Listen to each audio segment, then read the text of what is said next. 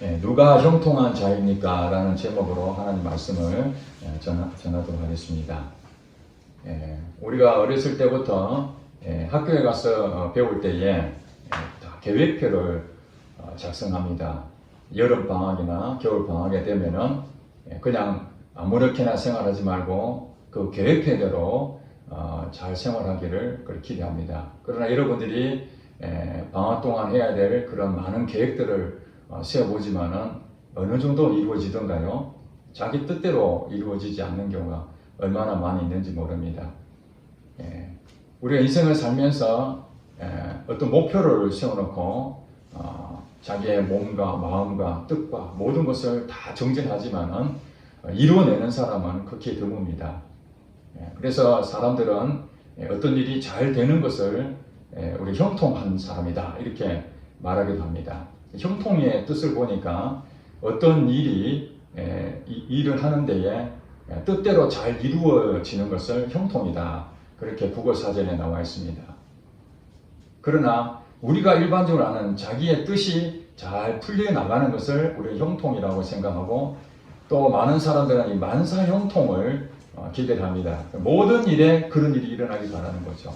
내가 계획하고 내가 뜻한 바대로 다 이루어지는 것, 만사형통입니다. 참 좋은 것이죠.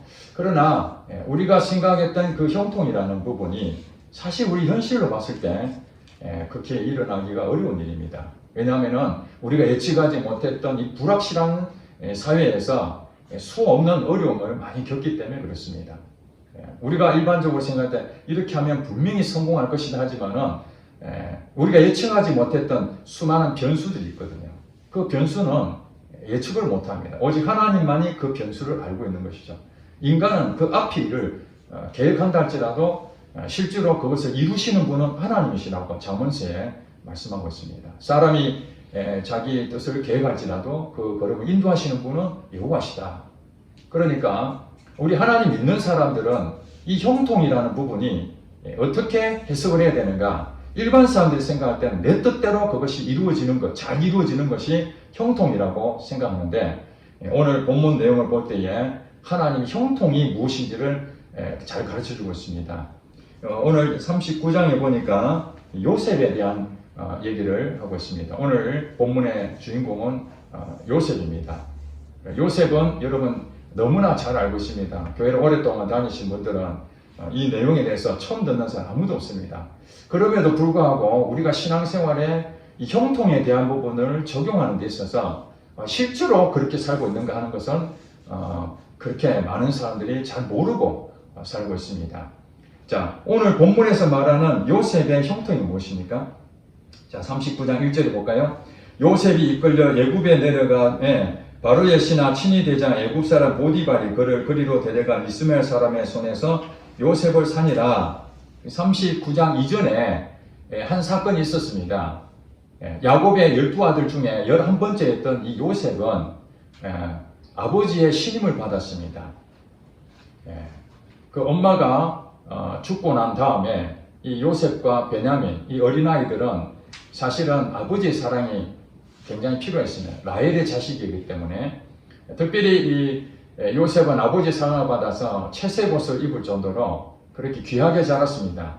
그러나 그 형들은 이 아버지의 사랑을 독차지한 이 요셉이 그렇게 썩 좋아하지 않았던 것 같습니다. 그래서 하루는 아버지 심부름으로 그 형들에게 갔는데 형들의 모함을 받고 죽을 뻔하다가 결국에는 애굽으로 팔려가 버렸습니다. 그 팔려가서 오늘 본문에 보니까 1절에 애굽 왕의 바로 왕이죠. 바로 왕의 신하였던 이 보디발이라는 친위 대장 집으로 팔려가게 된 겁니다.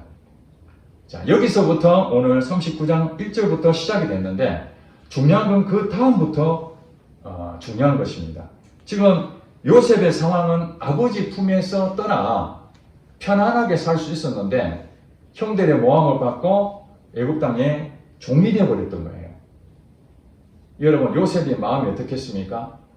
요셉이 가지고 있는 생각을 볼 때는 불행한 일입니다.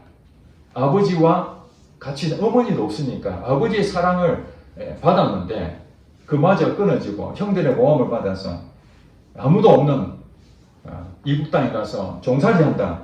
이건 정말 인생으로서 가장 밑바닥에 빠진 사람입니다. 자, 이 상황에서 2절에 보니까 여호와께서 요셉과 함께 하심으로 그가 형통한 자가 되어. 누가 형통한 자가 됐습니까? 요셉이 형통한 자가 됐다는 것입니다. 지금 상황은, 요셉의 상황은 이제 노예로 팔려간 그 상황인데 2절에 완전히 반전이죠. 여호와께서 요셉과 함께 하심으로 그가 형통한 자가 된다. 형통한 자는 내 뜻대로 이루어지는 것이 형통이라고 세상은 알고 있지만은 우리 성경에서 하나님 영적인 부분에서 이 형통은 여호와께서 함께 하실 때 그가 형통한 자라는 것을 알 수 있습니다. 하나님이 함께 하지 않는다면은 내 뜻이 잘 이루어진다 해도 그건 형통한 것이 아닌 거예요. 재물을 많이 쌓아도 여호와께서 주신 것이 아니면 그건 다 썩은 재물입니다. 다 날아갈 것입니다.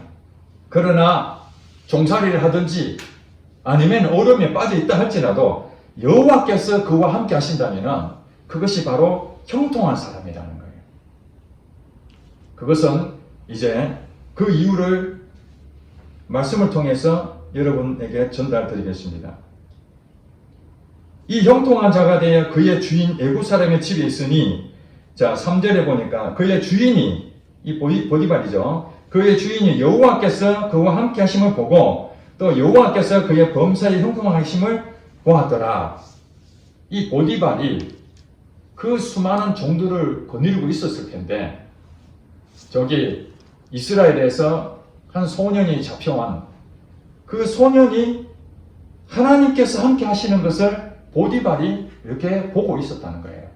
만약에 요셉이 하나님 믿는 백성으로서 하나도 나타난 것이 없다면 보디발이 어떻게 눈에 띄었겠습니까?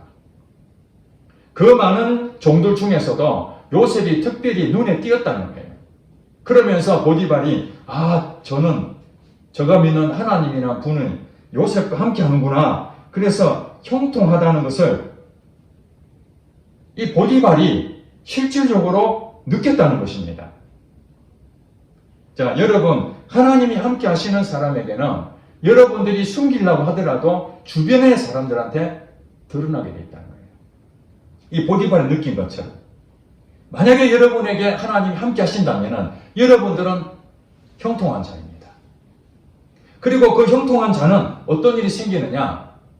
하나님이 함께 하심으로 여러분들에게 무언가 하나님의 놀라운 일들이 여러분에게 일어나게 될 것이고, 왜냐하면 하나님이 여러분 함께 하시기 때문에 그냥 두지 않거든요. 여러분의 인생을 책임지시고 여러분들이 어떻게 가야 될지를 하나님께 가르쳐 주시거든요. 그것을 요셉은 이 보디발에게 인정을 받는 사람이 됐는데 그냥 인정받는 것이 아닙니다. 그냥 눈여겨봤다가 그 다음에 어떤 일이 벌어집니까? 4절에 요셉이 그의 주인에게 은혜를 입다. 은혜를. 여러분, 은혜를 입는다는 것, 옛날에 왕에게 성원을 입었다잖아요. 궁녀들 중에 한 사람이 성원을 입으면 어떤 일이 생깁니까? 신분이 바뀝니다. 그전에는 궁녀의 한 사람이었는데 이제 성원을 입은, 은혜를 입은 그 한 여자는 그 나라의 법도에 의해서 어떻게 말하면 왕과 혼인하는 그런 관계이기 때문에 후궁이죠. 후궁이 됨으로써 대접이 달라지는 것입니다. 이게 은혜를 입는 것이에요. 요셉이 보디발에게 은혜를 입은 것이 어떤 일이 생겼습니까? 가정 총무가 됐습니다. 이 소년이었던 이 젊은 친구인데 그 먼저 왔던 노예들이 얼마나 많이 있었겠습니까? 그래도 바로 왕의 친위 제장 정도면은 굉장히 높은 직위지 않습니까? 그런데 하나님께서 그와 함께 하시니까 요셉에게 하나님이 함께 하시는 그 형통의 복을 그 보디발이 보게 만드시고, 이 친구 믿을 만한 친구구나.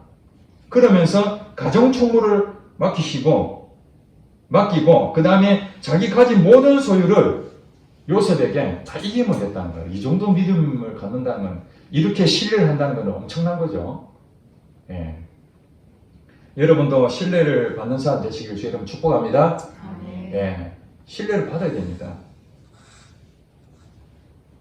그런데 5절에 보니까 이렇게 얘기합니다. 그가 보디발이죠. 요셉에게 자기의 집과 그의 모든 소유물을 주관한 때부터 여호와께서 요셉을 위하여 그 애굽 사람의 집에 복을 내리심으로 여호와의 복이 그의 집과 밭에 있는 모든 소유에 미친지라. 자, 이 요셉이 보디발에게 은혜를 입고 가정 총무까지 됐는데 그 다음에 어떤 일이 생긴다니까 보디발이 그렇게 믿음을 가지고 신뢰하고 가정 총무를 딱 맡기고 난 다음부터 나의 모든 소유물 네가 다 관리해라고 다 위탁하고 난 그때부터 어떤 일이 벌어졌느냐, 그의 모든 소유에 대한 책임은 요셉이 지게 된 거예요. 그렇죠? 다 맡겼으니까. 실제로 주인은 보디발입니다. 그런데 너가 많은 것을 내 것을 네가 한번 맡아봐 하고 다 맡겼으니까 요셉이 그걸 가지고 다 까먹은 것이 아니라 그것을 재산을 더 불리고 그 주변에 있는 자기가 가지고 있는 모든 부분에서 더 많이 영향을 끼치게 된 겁니다. 맡기기 전보다 훨씬 더 많은 일들이 벌어지게 된 거예요. 이것이 영향력을 끼치는 사람이 된 것이죠. 자기 혼자만 높아진 것이 아니라 자기가 높아진 것뿐만 아니라 자기를 통해서 주변 사람들까지 주인부터 자기 주변에 있는 모든 것까지 복을 받는 축복의 통로자가 되어버렸어요. 이 요셉이라는 사람이. 그런데 이렇게 복을 받았던 이 요셉이 하나님께서 왜 형통한 자라고 그렇게 말했는가? 형통이 뭐라고요? 내가 하는 그 일이, 뜻이 잘 이루어지는 것을 형통이라고 그랬잖아요. 여기서 말한 형통은 요셉의 뜻이 이루어진 형통이 아니라 하나님의 뜻이 이루어졌다는 거예요. 하나님의 뜻이 잘 이루어지는 것을 형통이라고 말합니다. 하나님의 뜻이 잘 이루어지고 있는 게 맞습니까? 우리가 볼 때는 아닌 거예요. 요셉이 볼 때 지금 종살이 하고 있는데 이거 억울한 일이잖아요. 형들의 모함을 받고 왜 내게 이런 일이 생기지? 요셉 입장에 봤을 때는 절대 형통이 아니라 불통입니다. 불행한 일입니다. 그러나 하나님이 보실 때 요셉을 어떻게 인도하십니까? 하나님은 그를 먼저 애굽 땅에 보내서 나중에 어떤 지위를 주려고 그러는 겁니까? 여러분 다 아시잖아요. 국무총리죠. 국무총리. 한 나라를 다스리는 최고의 자리. 왕 바로 밑에 총리를 하나님께서 계획하시고 그 총리가 되게 하시는 것이 하나님의 뜻이었습니다. 요셉에게. 그 뜻을 이루어가는 데 있어서 하나님께서 제일 먼저 무엇을 했는가? 아버지와 분리를 시켰어요. 형들의 미움을 샀어요. 그 다음에 종살이로 팔려간 것입니다. 본인에게는 불행한 일이지만 하나님이 국무총리가 되기 위한 그 뜻의 첫걸음이 아버지와 분리되고 형들의 미움을 받아서 종살이하는 그 자체가 하나님 뜻을 이루는 과정이라는 거예요. 요셉은 그걸 알았을까요? 몰랐습니다. 그런데 성경을 보니까 팔려가고 난 다음에 여호와께서 요셉과 함께 하심으로, 즉 하나님께서 한 사람에게 함께 하시는 그것이 바로 하나님의 뜻을 이루어가는 거예요. 함께 하신다는 그 자체가 하나님이 그 사람 인생을 책임지고 마지막 이 세상 생명에 다하는 그날까지 내가 인도해 가리라. 그래서 요셉에게도 그런 하나님의 계획을 가지시고 그 뜻을 이루어가는 형통한 사람이라 바로 여러분들도 요셉이 바로 여러분입니다. 하나님께서 여러분들을 어떤 환경이 있었습니까? 환경이 다 다릅니다. 가정 환경도 다릅니다.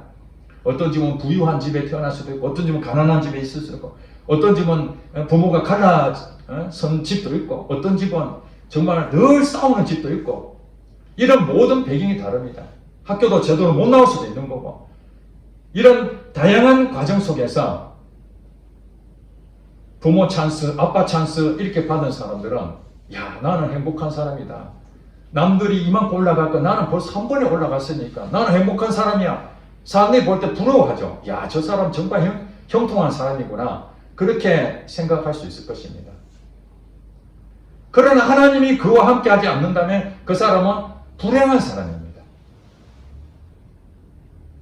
왜냐하면 여러분 아빠 찬스, 엄마 찬스 해가지고 우리 청년들 많이 부러워하잖아요. 학비도 자기가 벌어야 되고 알바를 해가지고 그렇게 수고해서 학교 생활하는 얼마나 힘든 일입니까? 그런데 손만 딱 걸리면 부모님이 돈 착 보내주고 용돈도 막 그냥 엄청나게 주고 마음만 먹으면 옷도 좋은 거 다 살 수 있고 공부를 또 못하면은 과외 선생까지 다 붙여가지고 공부도 열심히 하게 만들고 그렇게 해서 좋은 대학 가가지고 또 부모 잘 만났으니까 또 좋은 자리 선도 보고 이렇게 해서 행복하게 사는 이게 사람들이 가지고 있는 환상이잖아요. 그렇지 못하면은 좌절을 겪고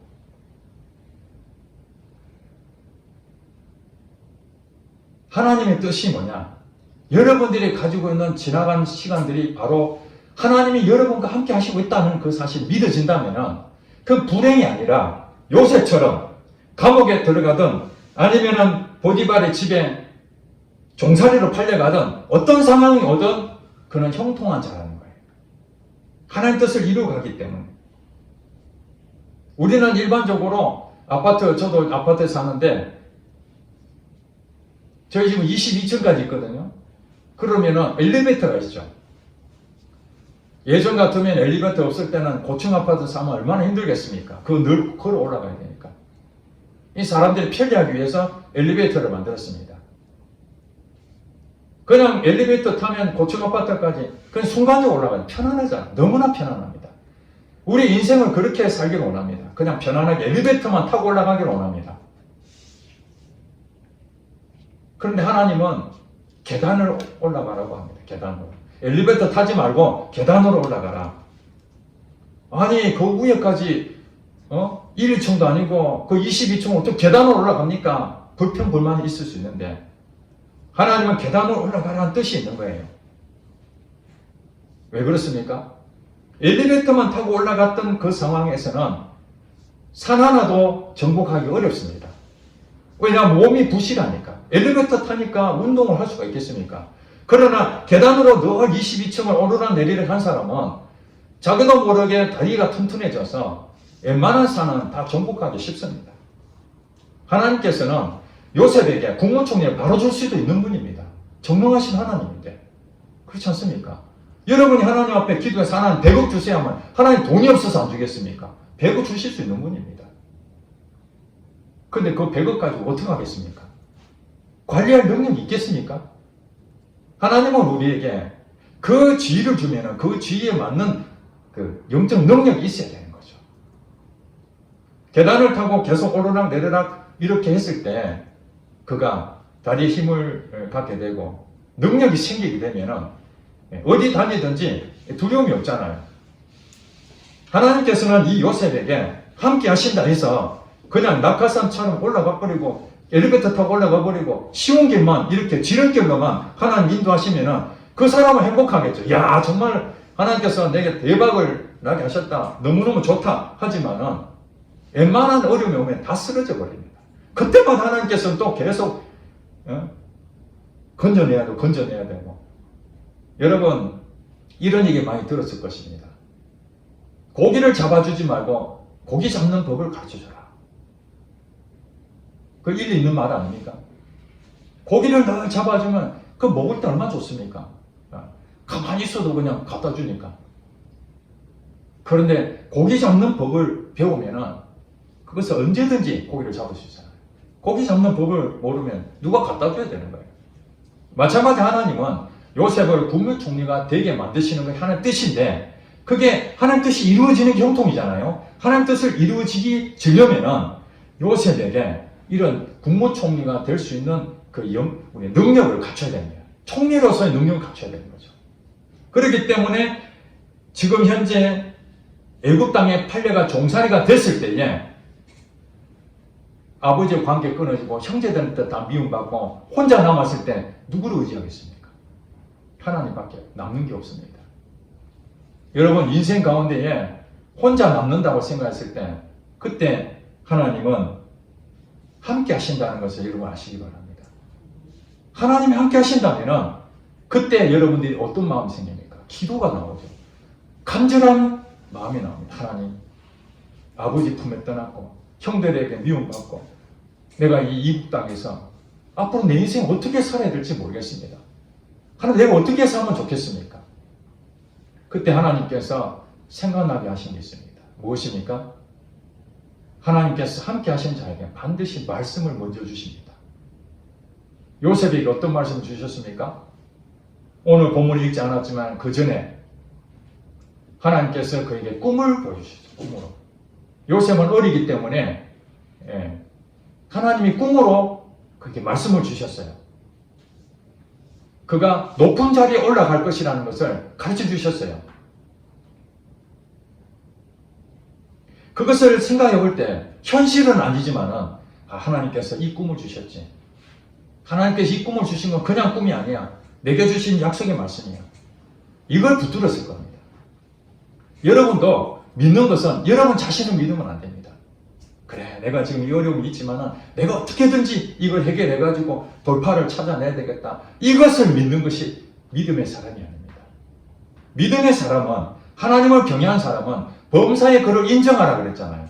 하나님께서 나와 함께 하시고 하나님께서 내게 이런 말씀을 주셨으니까 분명히 하나님 뜻이 이루어질 것이야. 그러나 현실은 지금 지옥 같은 이런 상황이지만 반드시 하나님께서 역사하실 것이야. 이걸 믿는 거예요. 이 믿음으로 인내하는 것이죠. 그러면서 주어져 있는 그 상황에서 최선을 다하는 겁니다. 종살이가 됐으니까 마당을 쓸어야 되고 창고 정리도 해야 되고 위에서 시킨 일을 성실하게 하는 거예요. 농땡이 부리지 아니하고. 이게 무엇입니까? 순종을 배우는 것이죠. 종살이는 주인의 말을 전적으로 순종해야 됩니다.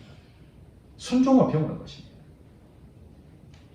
하나님 말씀을 순종한다는 게 쉬운 일이 아닙니다. 왜냐하면 안 보이거든요. 그렇기 때문에 요셉은 자기의 상사, 그 주인의 말을 전적으로 순종하는 훈련을 배워야 되는 거예요. 솔직히 돈이 나옵니까? 무엇이 나옵니까? 먹고 자는 것밖에 없는데 주인이 시키니까 남들은 농땡이 치고 저기 가서 쉬고 있더라도 요셉은 열심히 했다고 보이지 않습니까? 그러지 않고서야 어떻게 나이도 어린 것이 가정 총무가 되겠습니까?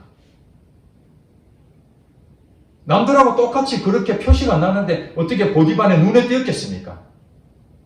그것은 일반 종들하고 다른 삶을 살았다는 거죠. 자세가. 이 정도 되면은 대부분 나 안 한다고 불순종할 텐데 그래도 기꺼이 굳은 일도 마다하지 않고 요셉이 순종했다라는 그런 추측이 되지 않습니까? 자, 거기서 열심히 살았는데 또 한 사건이 생깁니다. 보디발의 아내가 이 요셉을 흠모했어요. 이러면 안 되지 않습니까? 유부녀가 어떻게 총각을 그렇게 유혹을 할 수 있습니까? 이건 말도 안 되는데 성경에는 그렇게 말합니다. 유혹을 했다고. 같이 동침하자고.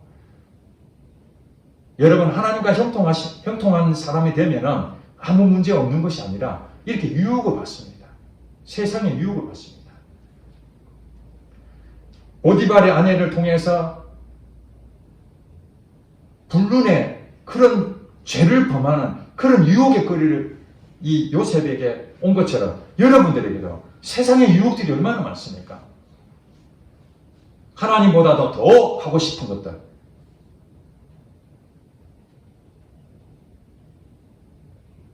그러한 유혹들이 여러분들에게 하나님이 함께 하시지만은 그런 유혹들이 올 때 요셉이 어땠습니까? 그 자리를 박차고 도망쳤잖아요. 내가 하나님 앞에 죄를 지을 수 없다. 하나님과 함께한 이 요셉이 이런 능력이 없었다면 넘어지지 않겠습니까?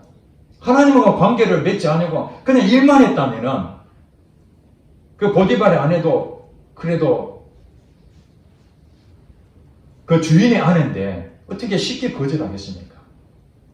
눈 한번 딱 감으면 그래도 자기 지위를 잃어버리지 않을 텐데 내가 하나님 앞에 죄를 지을 수 없다라고 그 얘기한 것은 요셉이 그 유혹을 이길 힘을 지금 가지고 있다는 거잖아요. 그렇지 않습니까? 이것이 아니면 어떻게 이길 수 있겠습니까? 여러분들이 세상을 이긴다는 것은 그냥 생각으로 이겨지는 것이 아니라 하나님이 함께 하심으로 말씀을 묵상하고 하나님의 말씀에 인도를 받고 이렇게 사는 삶이 매일매일 일어나야 그런 유혹이 오더라도 능히 물리칠 수 있는 것이지, 평상시 하나님과 관계를 맺지도 않은데 갑자기 유혹이 찾아온다고 그걸 이길 수 있겠습니까? 못 이깁니다.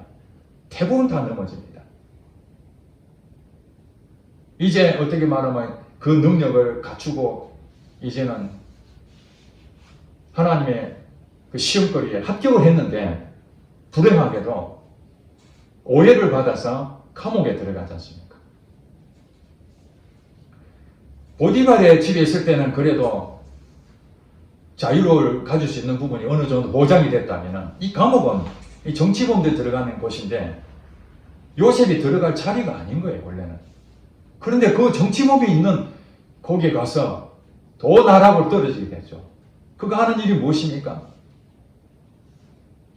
죄를 짓지 않았는데도 불구하고 오히려 더 어려운 데 가잖아요. 이것이 하나님이 형통한 자로 인도하시는 길이라는 거예요. 요셉 입장에 생각할 때는 나는 정말 하나님 잘 믿고 열심히 사는데 그러면은 상을 주셔야 되지. 왜 더 나락으로 나를 더 떨어뜨리냐. 원망할 수 있었지 않습니까? 요셉이 볼 때는 더 큰 불행을 찾아온 거죠. 그러나 하나님 보실 때는 그가 그 감옥에 들어간 것이 하나님 보실 때 형통하다고 그렇게 말씀하십니다. 자, 우리가 중간에 생략하고 제가 설명을 들으시니까 자, 21절 볼까요? 39장 21절. 요셉이 모함을 받아서 감옥에 들어갔습니다. 자, 감옥에 들어간 상태에서 어떻게 되느냐? 21절에 여호와께서 요셉과 함께 하시고 그에게 인자를 더하사 간수장에게 은혜를 받게 하시네. 자, 여호와께서 요셉과 감옥에도 함께 하신다고 분명히 말씀했죠. 몸은 거기에 가 있지만은 하나님이 그 감옥에도 같이 가 있다는 거예요. 그리고 인자를 더해서 간수장에게 은혜를 준 거예요. 보디발에 팔려갔을 때는 보디발에게 은혜를 줬잖아요. 은혜를 입었잖아요. 그죠? 그런데 간수장에게 은혜를 받게 해가지고 간수장의 눈을 띄게 만들어서 간수장이 22절에 옥중 죄수를 다 요셉의 손에 맡김으로 그 재반 사물을 요셉이 처리하고 23절에 간수장은 그의 손에 맡긴 것을 무엇이든지 살펴보지 아니하였으니, 그러니까 똑같은 얘기죠. 보디발이 자기 모든 소유를 다 맡긴 것처럼 하나님 은혜를 받고 지위도 얻었지만은 그 모든 책임을 자기가 맡은 것처럼 이 옥중 죄수의 모든 상황의 재무 사항들을 이 간수장의 은혜를 받은 요셉이 한마디로 감옥 총무가 된 거예요. 감옥에. 정치범들에 대한 그 일에 총무가 되어서 그 일에도 간수장이 다 맡겨버렸다는 거예요. 이게 그냥 이루어진 게 아니라 보디발이 집에서 그렇게 행동했던 것이 그대로 감옥에서 했기 때문에 그 능력을 가지고 했기 때문에 한 단계 업그레이드 된 상태에서 그걸 이겨낼 힘을 가지게 된 거죠. 만약에 보디발의 집에서 적당하게 살다가 감옥에 들어갔으면 절대 이런 일이 일어날 수 없는 거예요. 자, 이런 상황에서 그 다음에 뭐라고 합니까? 이는 이렇게 된 상황, 관수장의 은혜를 입고 감옥 총무가 되고 모든 상황을 이렇게 다 맡김받은 이 상황이 여호와께서 요셉과 함께 하시니라. 분명히 말씀드립니다. 여호와께서 요셉과 함께 하시니라. 여호와께서 그를 범사에 형통하게 하셨더라. 이어서 나온 게 계속 붙어있죠. 여호와께서 함께 하시고 여호와께서 형통하게 하셨다. 즉 함께 하시는 것이 형통이라는 것이에요. 이제 신약으로 넘어오면은 예수님께서 이 땅에 오셨을 때 그렇게 얘기합니다. 그의 이름을 임마누엘이라 하리라. 예수님의 탄생에 대해서 천사가 얘기합니다. 그의 이름을 예수라네. 그리고 임마누엘 하리라. 임마누엘의 뜻이 무엇입니까? 하나님이 우리와 함께 하신다. 하나님이 예수님과 함께 하시고 하나님이 예수 믿는 우리들과 함께 하시는. 그리고 예수님께서 이 땅에 떠나갈 때 제사들에게 내가 이제 떠나가지만은 내가 이 세상 끝날까지 내가 너희와 함께 있으리라. 너희와 함께 있으리라. 이 함께 있는 것 자체가 형통이라는 거예요. 그러다 보니까 여러분 이제 편지를 보면은 베드로가 쓴 편지하고 바울이 쓴 편지, 신약 성경을 보면은 제일 먼저 인사말이 딱 나오는데 딱 두 가지로 요약해서 얘기할 수 있습니다. 하나님과 예수 그리스도 안에서 은혜와 평강이 너희에게 있을지어다. 은혜와 평강이 너희에게 있을지어다. 제가 늘 축도할 때마다 은혜와 평강을 얘기하잖아요. 이것이 바로 형통이라는 거예요. 형통. 은혜와 평강. 은혜를 입잖아요.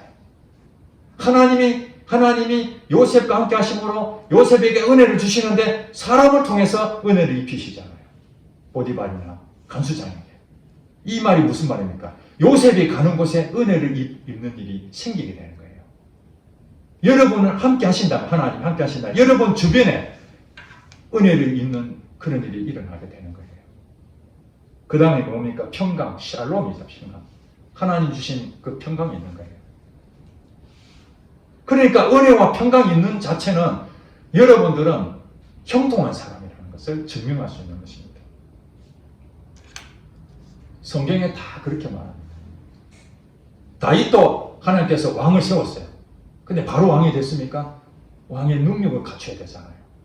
그러니까 사울왕에게 쫓겨다니면서 그 어려움을 당하는데 하나님께서 다윗과 함께 하심으로 그가 형통한 자가 된 것입니다. 우리는 미래는 아무도 알지 못합니다. 그러나 하나님께서는 여러분에게 다 뜻을 가지고 있습니다. 여러분이 이 세상 끝날까지 모든 뜻을 다 가지고 계획을 가지고 하나씩 퍼즐 맞추듯이 가고 있는데 여러분들이 할 일은 한 가지밖에 없습니다. 하나님을 믿고 하나님이 여러분과 함께 한다는 걸 믿고 하나님 뜻이 이루어지길 기도하는 것입니다. 하나님 뜻이 이루어지길. 예수님이 뭐라고 합니까? 하늘에서 뜻이 이루어진 것처럼 땅에서도 이루어지다. 이렇게 기도하라고 그랬잖아요. 저는 날마다 기도하는 거예요. 하늘에서 뜻이 이루어진 건 무엇입니까? 하나님이 이미 나에 대한 뜻이 있다는 거죠. 우리 교회에 대한 뜻이 있다는 거죠. 이 국민 땅에 대한 뜻이 있다는 거죠. 우리 성도들에 대한 뜻이 있다는 거죠. 그 뜻을 하나님 먼저 계획하시고 그 뜻이 그냥 머물러 있는 것이 아니라 이 땅에 그대로 나타나는 거죠. 그게 바로 하나님께서 모세를 통해서 앞으로 400년 뒤에 내가 너희 백성을 너희 후손들을 내 백성 삼아서 제사장 나라를 만들 것이야. 이렇게 선포하셨어요. 그리고 바로 요셉을 통해서 그 일을 성취하시는데 요셉은 몰랐지만은 하나님께서 그 요셉을 국무총리까지 되게 만드는 그 과정에서 굉장히 어려움을 겪게 만들고 이 계단으로 올라가는 고청학받아 계단으로 올라가는 그 상황 때문에 요셉은 힘들고 고통스럽고 내 인생이 왜 이렇게 됐나 이렇게 생각했지만은 나중에 국무총리가 되고 난 다음에 어떻게 얘기합니까? 형들이요 자기를 찾아온 무릎 꿇고 이 동생을 팔아버렸는데 국무총리가 됐으니까 이제는 완전히 역전됐잖아요. 형이 생사 여탈권을 가고 있으니까 죽여라면 다 죽어야 되니까. 근데 뭐라고 그럽니까? 형들이 안심하라. 내가 나중에 알았는데 하나님께서 당신들 우리 가족을 구원하려고 나를 애굽 땅에 먼저 보냈다는 걸 알았다. 그럼 걱정하지 마라. 이건 하나님 뜻이었다. 여러분 지금 당장에 하나님 뜻이 무엇인지 몰라도 좋습니다. 그러나 하나님께서 나와 함께 하신다는 그 믿음이 있다면 여러분 인생이 때로는 정말 골짜기처럼 처박히고 하는 일이 잘 안 되고 무너지는 것처럼 보인다 할지라도 그것이 바로 형통의 자리에 있다는 거예요. 그러나 하나님을 알지 못하고 하나님과 무관한 삶을 살고 있다면 여러분들이 하고 있는 것들이 잘 된다 한들 그것은 형통이 아닌 거예요. 우리 일터 선교사를 4사람을 이제 파송했습니다. 여러분들 일터 선교사를 그냥 쉽게 생각하시면 안 됩니다. 하나님께서 그 일터 선교사라는 그것을 주셨다는 것은 바로 하나님이 여러분과 함께 하신다는 거잖아요.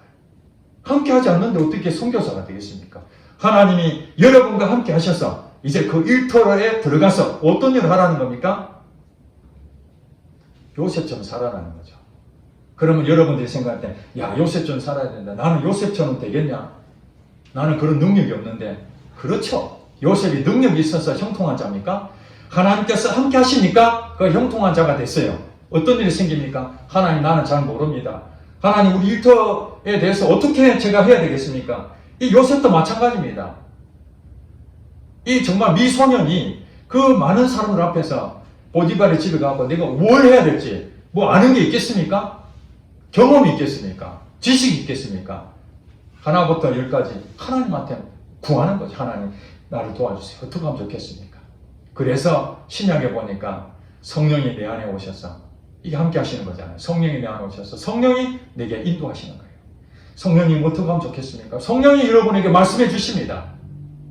이렇게 가라 저렇게 가라 거기 가면 안 된다 이리 가야 된다. 기도하면은 성령님 여러분 깨닫게 하시고 생각나게 하시고 가르쳐 주시고 그대로 여러분들은 하는 겁니다. 하나님 일터를 어떻게 해야 될까요? 내 힘으로 안 되니까 성령님 말씀해 주세요. 그럼 성령님이 가르쳐 주신 대로 여러분 순종하면 됩니다. 요셉처럼. 그냥 순종만 하면은